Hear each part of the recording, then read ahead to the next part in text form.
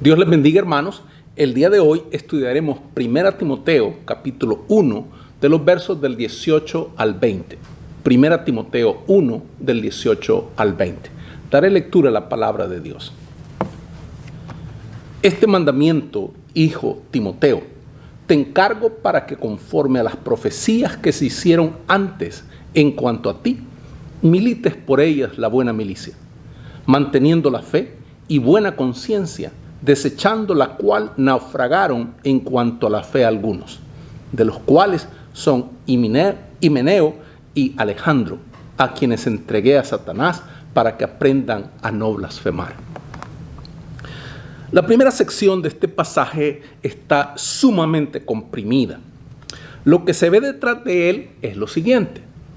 Tiene que haber habido una reunión de los profetas de la iglesia.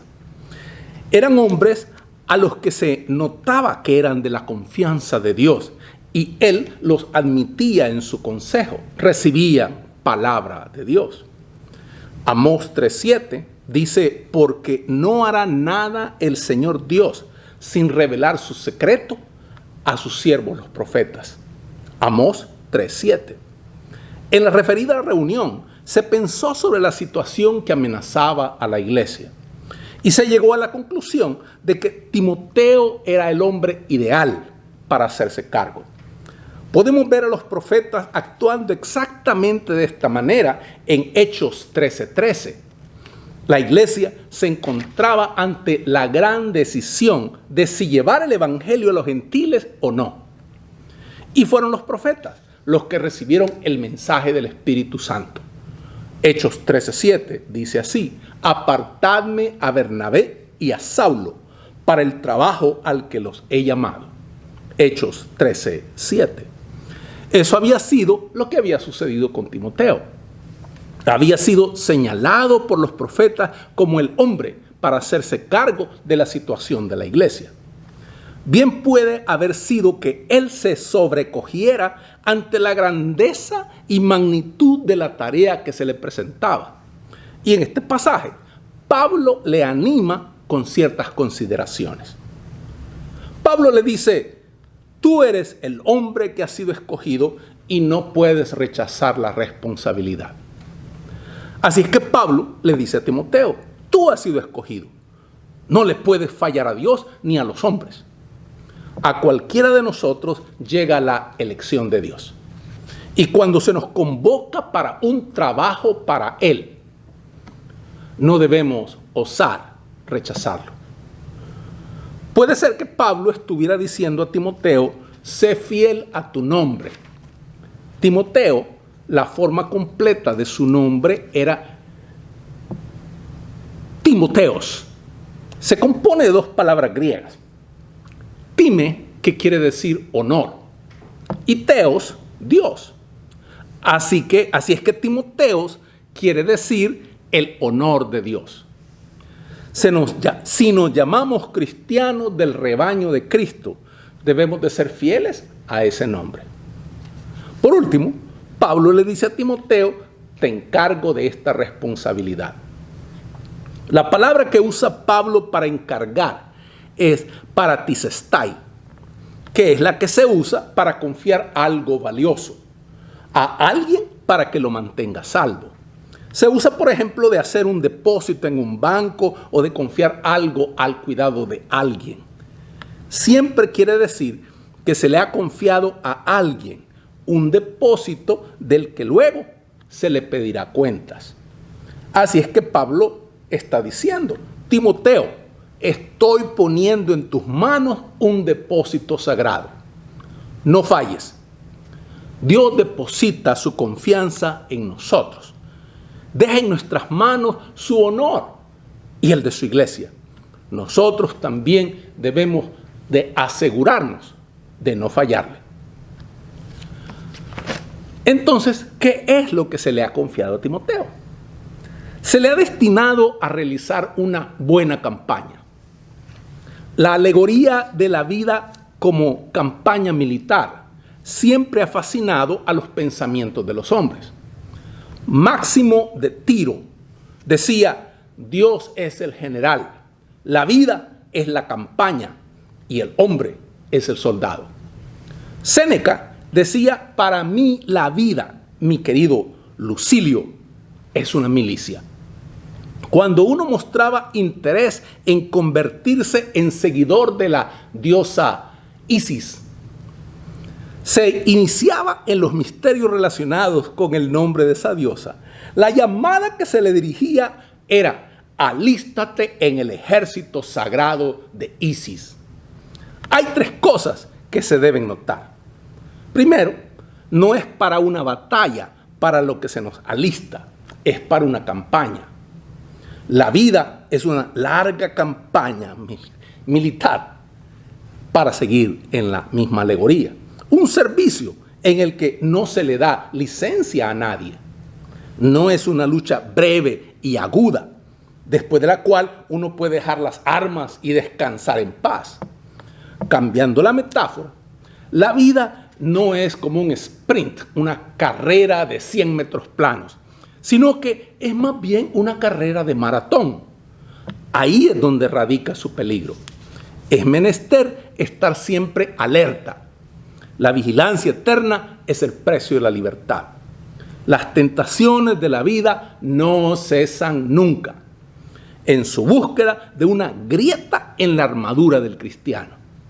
Es uno de los peligros más corrientes de la vida el proceder en una serie de espasmos en lugar de seguir firme siempre adelante. Debemos recordar que se nos alista para una campaña que se prolonga tanto como la vida misma.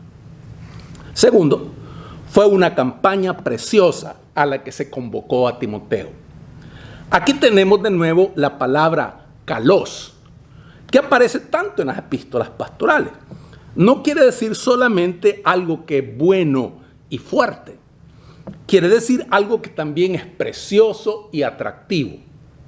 El soldado de Cristo no es alguien que ha sido forzado a servir, como para que sirva lúgubremente o de mala gana. Y de mala gana también en algunos casos. El cristiano es un voluntario que sirve con la ilusión y dedicación de un caballero andante. No es un esclavo del deber, sino un siervo de la alegría. Tercero, a Timoteo se le instruye que tome consigo dos armas como equipo. Primero, debe tomar la fe. Hasta cuando las cosas estén más negras, debe tener fe en la esencial rectitud de su causa y en el triunfo definitivo de Dios. El soldado cristiano necesita en la hora más tenebrosa la fe que no se rinde. Segundo, ha de tomar como arma defensiva una buena conciencia. Es decir, el soldado cristiano debe por lo menos tratar de vivir de acuerdo con su propia doctrina, con su propia enseñanza. La virtud se ausenta del mensaje de un hombre cuando su propia conciencia le condena cuando habla. Este pasaje, pues, cierra con una seria reprensión a dos miembros de la iglesia que habían injuriado a la iglesia, entristecido a Pablo y arruinado sus propias vidas. Himeneo se menciona otra vez en 2 Timoteo 2:17 y Alejandro puede que sea el que se menciona en 2 Timoteo 4:14. Pablo tiene tres quejas de ellos.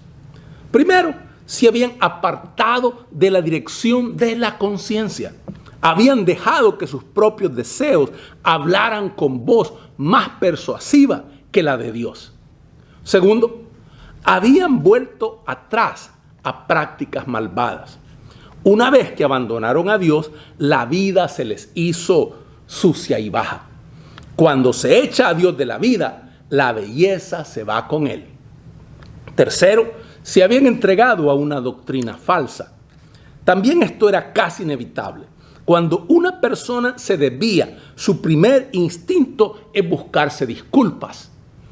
Toma la enseñanza cristiana y la tergiversa a su gusto para que le dé la razón.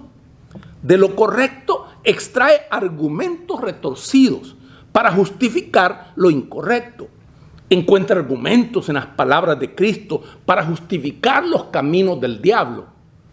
En cuanto una persona desobedece la voz de la conciencia, su conducta se rebaja y su pensamiento se retuerce. Así es que Pablo pasa a decir que se los ha entregado a Satanás. ¿Qué quiere decir esta frase terrible? Hay tres posibilidades. Primero, puede que esté pensando en la práctica judía de la excomunión. De acuerdo con la práctica de la sinagoga, si un hombre era un malhechor, primero se le reprendía públicamente. Si eso resultaba ineficaz, se le excluía de la sinagoga por un periodo de 30 días. Si aún seguía neciamente impenitente, se le colocaba bajo excomunión, lo que le convertía en una persona maldita, separada de la sociedad humana y de la comunión con Dios. En tal caso, se podía muy bien decir que se le había entregado a Satanás. Segundo, puede que esté diciendo que los ha separado de la iglesia y dejado otra vez en el mundo. En una sociedad pagana era inevitable que se trazara una línea divisoria clara y dura entre la iglesia y el mundo, algo que quizás necesitamos hoy en día. La iglesia era territorio de Dios, el mundo de Satanás. El ser excluido de la iglesia era quedar en el territorio que estaba bajo la dictadura de Satanás. La frase puede que quiera decir que estos dos que causaban problemas en la iglesia se entregaban a sí mismos al mundo. La tercera explicación es la más probable. Se consideraba a Satanás responsable del sufrimiento y del dolor humano. Un hombre de la iglesia de Corinto había sido culpable del terrible pecado de incesto. El consejo de Pablo fue que debía ser entregado a Satanás. 1 Corintios 5:5 dice así: el tal sea entregado a Satanás para destrucción de la carne, a fin de que el espíritu sea salvo en el día del Señor Jesús. 1 Corintios 5:5. La idea es que la iglesia debe pedir a Dios que le recaiga a esa persona algún castigo físico, alguna enfermedad o dolor en su cuerpo que le haga volver en sí. En el caso de Job, fue Satanás el que le trajo sufrimientos físicos. Tal nos dice Job capítulo 2, verso 6. En el Nuevo Testamento mismo tenemos la terrible consecuencia que sufrieron Ananías y Zafira, Hechos 5, del 5 al 10, por oponer. Y la ceguera, y no olvidemos, la ceguera que le sobrevino a Elimas por oponerse al Evangelio, Hechos 13, 11. Bien puede ser que Pablo pidiera a Dios que esos dos hombres experimentaran alguna dolorosa visitación de parte de Dios para que fuera para ellos aquello tanto un castigo como una advertencia. Es lo más probable, porque la esperanza de Pablo era que aquellos dos hombres no quedaran excluidos definitivamente y destruidos, sino disciplinados y rehabilitados. Para él, como debería ser para nosotros, el castigo no era nunca vindicativo, sino una disciplina remedial, que no estaba diseñada simplemente para hacer daño, sino para curar. Hermanos, que Dios les bendiga.